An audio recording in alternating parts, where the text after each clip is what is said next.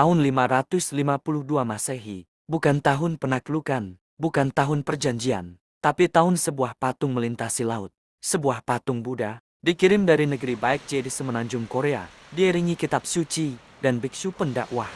Jepang belum mengenalnya, dan bagi sebagian bangsawan Jepang, ini bukan berkah, ini ancaman. Maka, perang pun dimulai, bukan antara bangsa, tapi antara iman dan darah.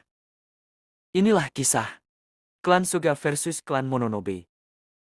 Klan Soga, pengusung perubahan, berdiri di sisi ajaran Buddha, sementara klan Mononobe, penjaga tradisi kuno Shinto, menghunus pedangnya demi dewa-dewa asli Jepang.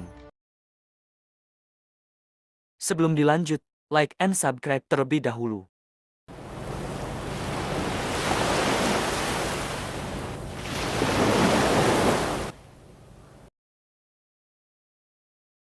Tahun 552 Masehi menurut Nihon Shoki, meski beberapa sumber mencatat 538 Masehi, merupakan momen genting yang memecah belah istana. Raja Seong, dari kerajaan Baekje, Korea, memberikan hadiah diplomatik kepada Kaisar Jepang yaitu patung Buddha, kitab-kitab suci, dan biksu pembimbing. Tujuan mereka bukan hanya religius, tapi politis, memperkuat aliansi melalui budaya. Namun, dalam istana Jepang, keputusan menyambut ajaran asing menjadi bahan perpecahan.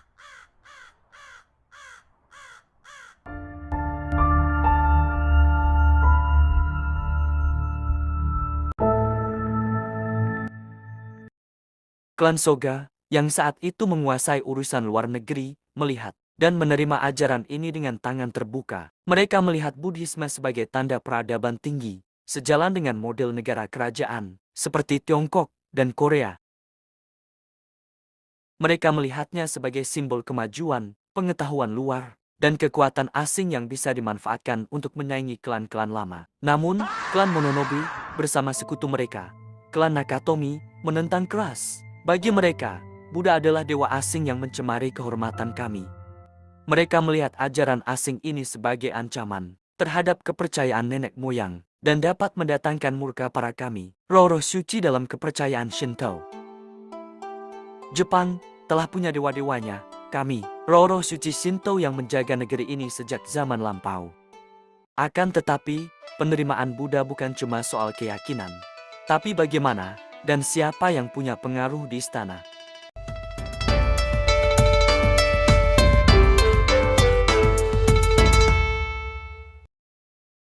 Kaisar Kimei ragu. Ia membiarkan klan Soga menyimpan patung Buddha di rumahnya sendiri. Tapi segera setelah itu, penyakit dan bencana menyebar. Klan Mononobe menuding Buddha sebagai penyebab kemarahan para kami. Maka patung itu dibakar, kuil dihancurkan. Tapi kepercayaan klan Soga tak padam. Ketegangan meningkat menjadi krisis politik ketika Kaisar Yemei, yang cenderung mendukung Buddhisme, wafat pada tahun 587 Masehi.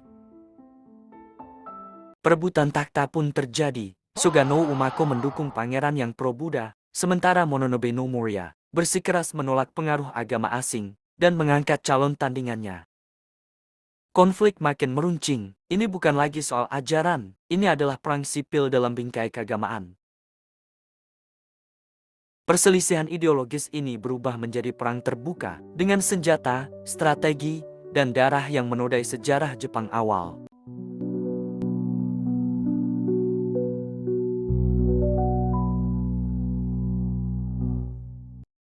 Tahun 587 Masehi, perang mencapai puncaknya dalam pertempuran Shigisan. Pasukan Mononobe Naomoria bertempur sengit melawan Soga Naumako yang didukung Pangeran Shotoku. Dikisahkan dalam Nihon Shoki, pasukan klan Soga yang hampir kalah kemudian bersumpah kepada Buddha untuk membangun kuil besar jika diberi kemenangan. Dalam sekejap, arah pertempuran berubah, kemenangan pun berpihak pada Soga. Mononobe Naomoria tewas, dan bersama kematiannya, hilang pula perlawanan terhadap Buddha. Agama baru pun menjadi bagian tak terpisahkan dari tanah Jepang. Kekalahan klan Mononobe membawa dampak besar. Ajaran Shinto sebagai satu-satunya landasan spiritual bangsa tak lagi mutlak. Dan lebih penting, jalan Buddhisme kini terbuka lebar di Jepang. Konflik ini juga menjadi cermin bahwa agama di Jepang tak pernah hadir tanpa perantara politik. Aliansi antara klan Soga dan calon kaisar Shotoku Taishi, seorang pendukung kuat Buddhisme, menjadi fondasi bagi pembentukan sistem negara bergaya Tiongkok, berbasis hukum dan hierarki kekaisaran, yang akan berkembang dalam periode Asuka.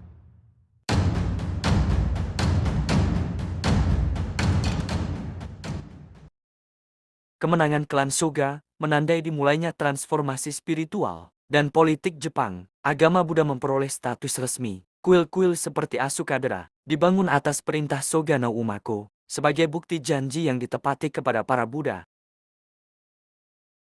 Sementara itu, klan Mononobe musnah dari panggung utama sejarah, menjadi simbol dari mereka yang melawan arus zaman. Dan dalam sejarah Jepang, agama tak pernah lepas dari ambisi. Klan Soga versus klan Mononobe bukan hanya soal agama asing melawan kepercayaan lokal. Itu adalah kisah klasik, siapa yang berhak memegang kendali atas jiwa dan tahta. Sejarah tidak mencatat kemenangan ini tanpa ironi.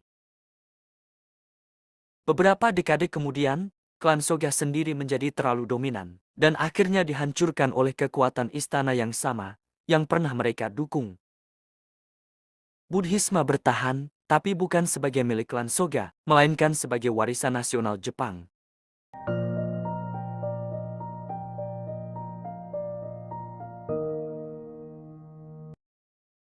Dan, begitulah, dengan satu pertempuran dan satu patung Buddha, dimulai babak baru dalam sejarah Jepang.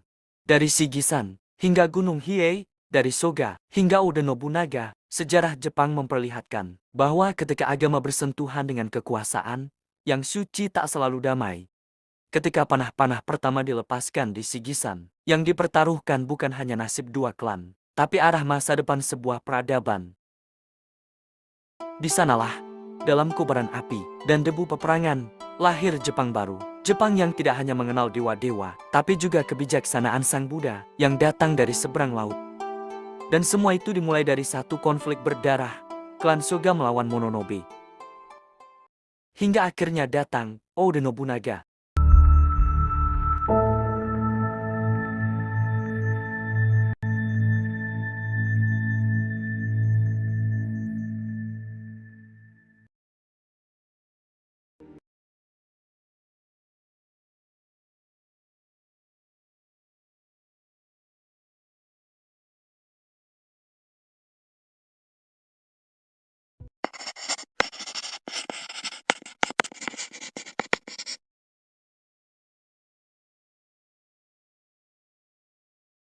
Subscribe to my channel.